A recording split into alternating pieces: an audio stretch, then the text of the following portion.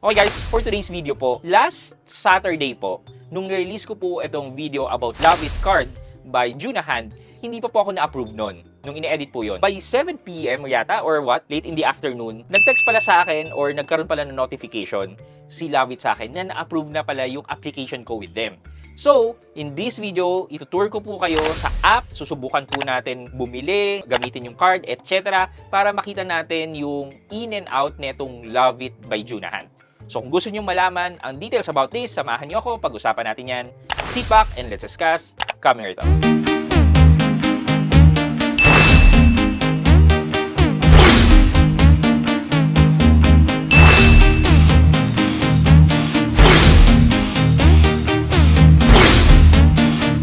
Hi guys, this is Pat and you're in Pat Quintos Review TV.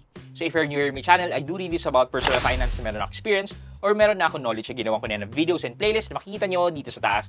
At kung bago ka dito sa channel ko, you may want to consider subscribing to my channel. If you're not aware po, meron panibagong Buy Now Pay Later app na nag-offer ng 0% interest na maximum of 40 days. Nakatulad po siya ni Atome. Ganun din po na maximum ng 40 days at 0% interest. And this is powered or financed by Junahan. Yes, it's Junahan and not One Hand. Though, parehas lang man po sila na galing po kay WeFund Lending.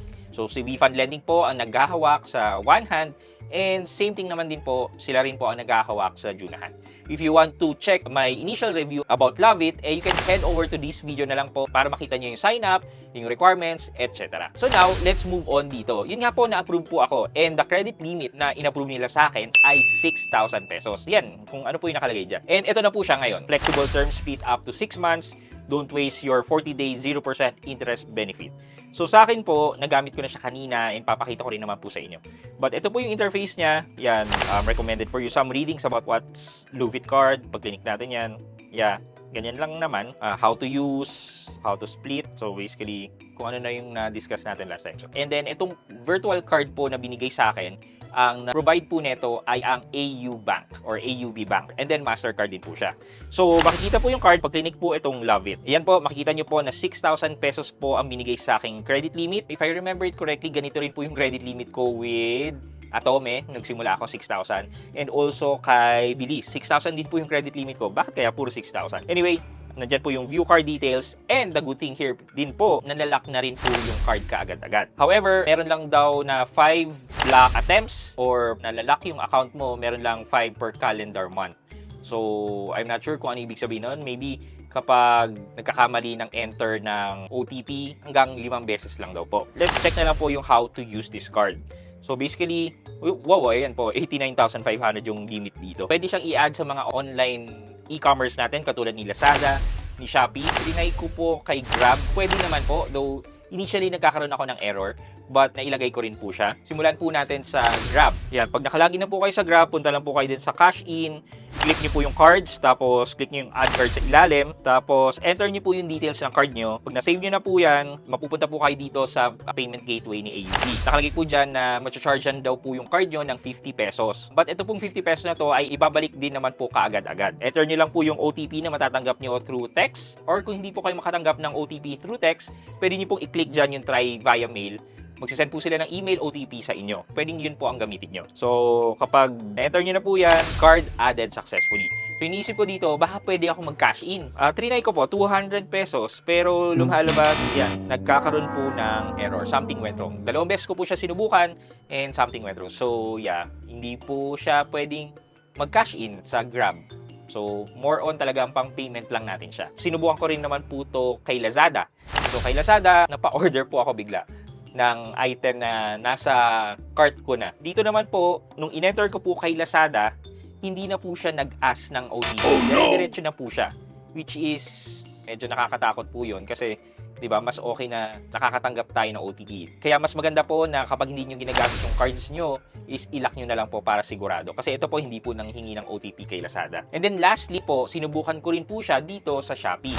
Dito po sa Shopee, ganun din po, kailangan po natin siyang i-add as a payment. So ito po, may binili po akong kapeng barako. Pagka checkout po natin yan, click nyo lang po yung cards. Tapos dun sa cards, merong add card. Click nyo po yung add card na yan. Tapos enter the card details. Pagkasubmit nyo po, mapupunta po ulit kayo sa payment gateway ni AUB. And then from there, magcha-charge naman si Shopee ng 1 peso. Tapos ibabalik din naman po ni Shopee yung 1 peso kaagad-agad din. Again, enter nyo lang po yung OTP nyo. Once na-enter nyo na, ayan po, katulad yan, successful na yung pag-a-add ng card sa aking Shopee payment. Ito po, nag-checkout po ako ngayon using that card and manghihingi po siya ulit ng OTP, which is a good thing po. Okay na po yung maraming OTP. Kaysa naman katulad po kay Lazada na hindi na po nang hingi ng OTP.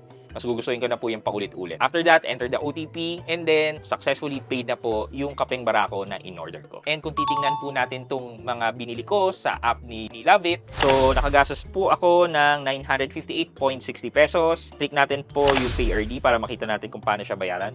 Ayan po, makikita natin pwede siyang bayaran through QRPH, no service fees. Tapos GCash, Maya, tapos mga bank sa ilalim and payment centers. Check po natin yung view bill natin. Nandito po siya sa all. Ito po yung mga na-charge natin kanina. Yung sa Shopee, 621. Then yung 1 peso. Tapos yung sa Lazada, 336. And then yung charge ni Grab na 50 pesos and then yung refund na 50 pesos nandiyan na rin naman po. So basically, yan po yung nagastos ko dito sa sample transaction natin kay Loveit. Then, dahil sa ayoko po ng may utang talaga. Kasi po, 'di ba, since nagre-review po ako ng iba't ibang app, mahirap po kasi yung utang ako dito tapos utang ako sa kabila. Even para sa review ko, kasi baka makalimutan ko po. So, instead na patagalin ko pa, binayaran ko na rin po kagad. And to show you, ganito lang din po siya kadali. So, when you click the payment, just generate po yung QRPH kasi yun po ang pinakamabilis. Tapos, using my Maribank account, in-upload ko po yung QR and then yan, lumabas po SkyPay. So, clinic ko lang po, enter ko yung PIN and then yeah, paid na po, 957.60. Kasi yung yung 1 peso is ni-refund po ni Shopee. Tapos, balik po tayo sa Loveit. Ayan, nag-text na rin po na payment natin was successful. So, ito po sa app. So, 0 na po yung repayment natin. Balik na po sa 60,000 yung credit line natin with Loveit. More or less, parang yung functionality is almost the same na rin naman po kay Atome. Kay Atome lang po is meron siyang QRPH, magagamit nyo hindi lang po yung card, pati yung credit limit nyo magagamit nyo using QRPH. And hopefully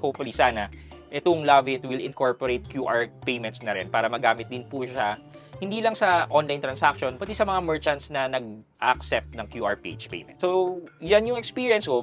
All I can say is, parang parehas lang po siya talaga ni Atome. In terms of interest, hindi ko po masabi. Pero, what I can do is, utang po ulit ako later on, tapos hihintayin ko po mag-bill para makita ko po yung interest charges nila and mapakita ko sa inyo later on. Kasi po, ang billing end date ko po is 16. So, next February 16 pa po yun. So, medyo matagal-tagal pa po. So, yun lang po for today's video. Sana nakapag-walkthrough po ako sa inyo ng way on how to go around the Loveit app and use it sa iba't ibang e-commerce applications natin. Okay, for our question of the day, pag gumagamit po ba tayo ng mga credit lines natin, nagsiset po ba tayo ng limit sa sarili natin o na tipo hanggang 10,000 pesos lang yung pwede natin gamitin for this month? Or gamit lang po kayo ng gamit at babayaran nyo na lang din po lahat yan by your due date? Alin po kayo sa dalawa? Let me know sa comment section sa baba for your chance to win 1,000 pesos sa ating weekly GCash giveaway. Yun lamang po for today's video, but before we end this video, mag-shoutout po muna tayo at shoutout kay Janet Carpio at Janet Carpio U9Z. Ang sabi po niya, hello Sir Pat, more power. Kay Miss Janet Carpio at Janet Carpio U9Z, shoutout po sa inyo and more power din po sa inyo and thank you so much po sa laging panonood at pagsuporta sa aking mga videos. Maraming salamat po. I hope you can like this video, leave a thumbs up, and if not, wala nang problema dyan, but continue to support me by subscribing to my channel by clicking the subscribe button and also the bell button sa subscribe para makareceive ka ng latest notification sa lahat ng upload ko. Again guys, this is Pat Quinto and you're in Pat Quinto's Review TV. Bye-bye!